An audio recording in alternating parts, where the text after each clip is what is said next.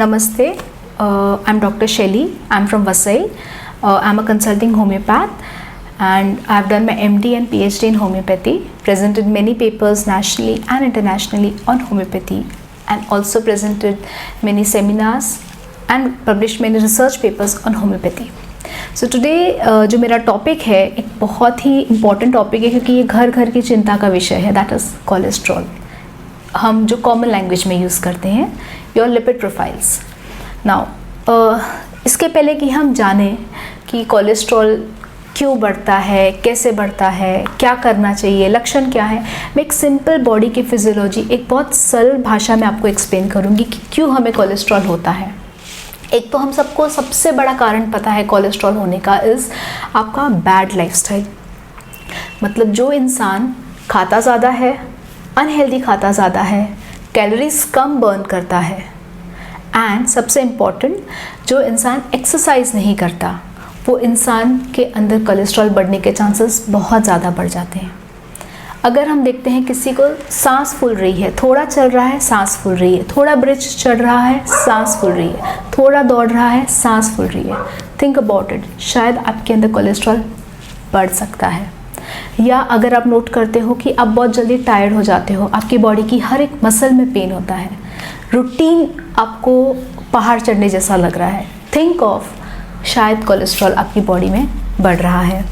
या आप ज़्यादा देर खड़े नहीं रह पाते हो, आपको बैठना पड़ रहा है, या आप ज़्यादा देर बात नहीं कर पाते हो, थोड़ी सी बात करके आपकी सांस फूलती है, मतलब शायद कोलेस्ट्रॉल बढ़ रहा है. तो इन सब से सांस फूलना, थकावट होना और कोलेस्ट्रॉल का क्या रिलेशन है? कैसा है ना, हमारी हर एक्टिविटी में हमारे हार्ट का सबसे इम्पॉर्टेंट रोल है. You know, the only organ जो हमारी ज़िंदगी में हमारे जीने से लेके मरने तक एक बार भी नहीं स्टॉप होता है, वो है हमारा heart. It keeps on beating, उसको कोई रेस्ट नहीं मिलता. वो बिना किसी कंप्लेन के जब से आप पैदा होते हो, या आई विल नॉट से जब से आप पैदा होते हो, जब से आप अपनी माँ के पेट में हो, तब से लेके आपकी आखिरी सांस तक वो आपको कभी नहीं धोखा देता.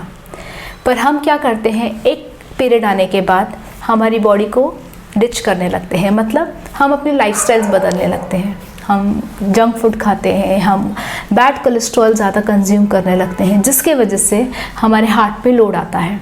तो जब जब हमारे हार्ट पे लोड आता है, मतलब हम दौड़ रहे हैं, सो जब हम दौड़ते हैं या हम जब सीढ़ियाँ चढ़ते हैं या हम बात करते हैं, तब हमारे हार्ट रेट बढ़ जाता है.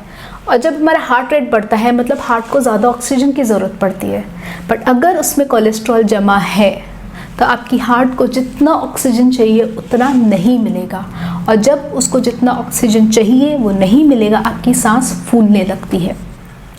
नाउ कोलेस्ट्रॉल क्यों होता है? पहला सवाल कि ठीक है, हमको अच्छा खाना है, हमको जंक कम खाना है, या हमको हेल्दी लाइफस्टाइल रखनी है.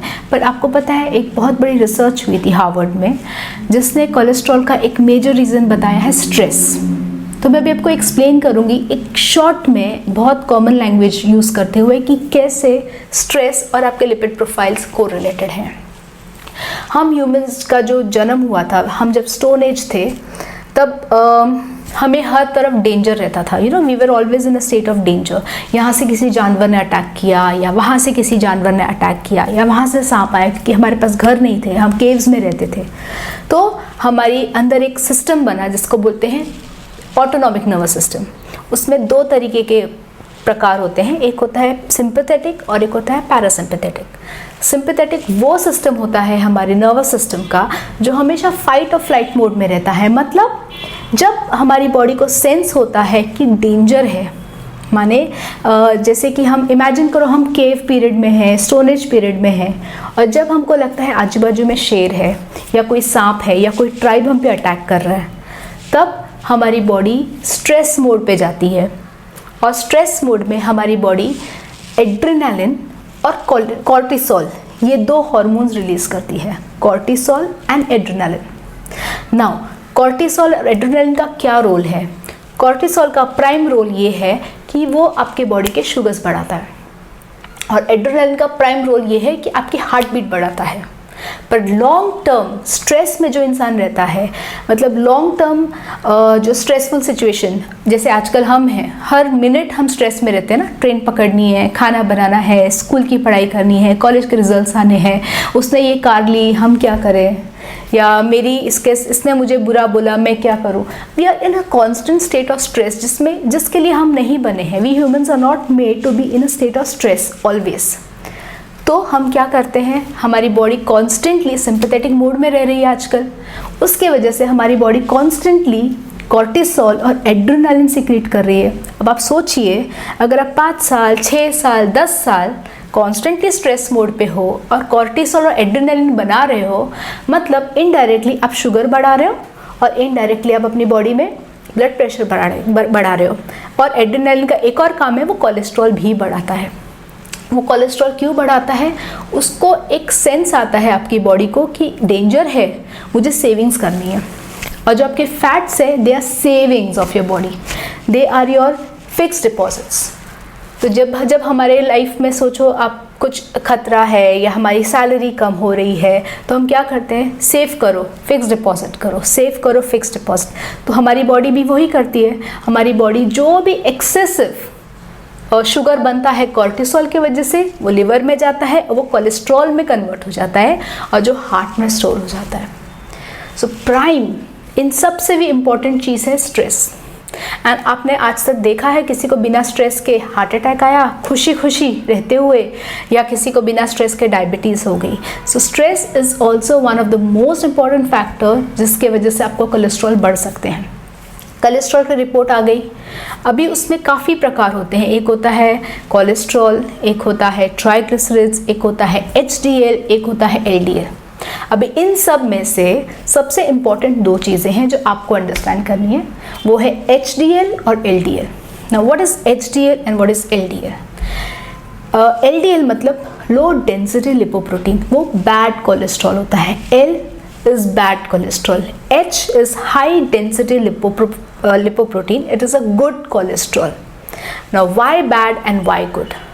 So जो लो डेंसिटी होता है वो कोलेस्ट्रॉल होता है जो आपकी बॉडी में जमा हुआ होता है, आपके आर्टरीज में जमा हुआ होता है, आपकी नलियाओं में जमा होता है, आपकी हार्ट में जमा होता है।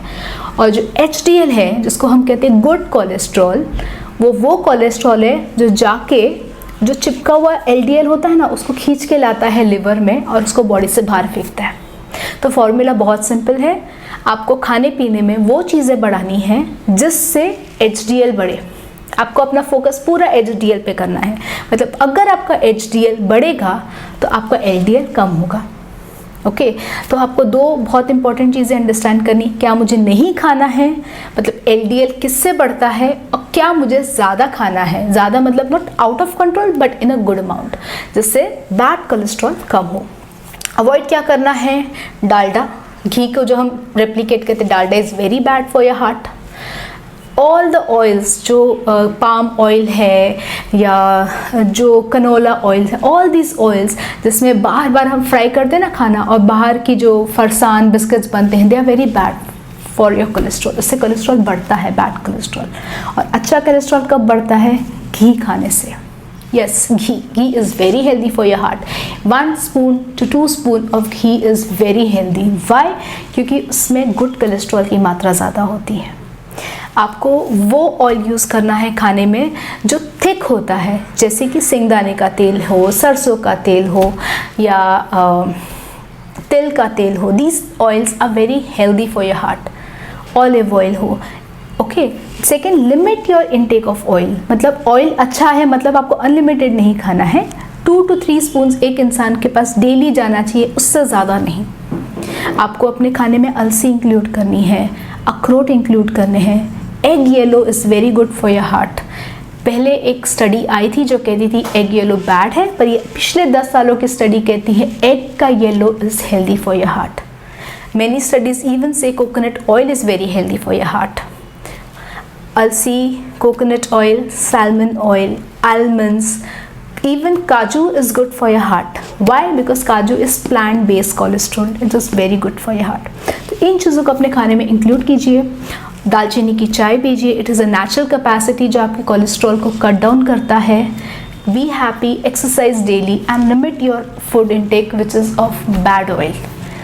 So ये थोड़े थोड़े प्रिकॉशंस लीजिए, आप अपने लाइफ को बहुत हेल्दी रख सकते हो और हर साल में एक बार अपना लिपिड प्रोफाइल प्लीज़ टेस्ट कराइए।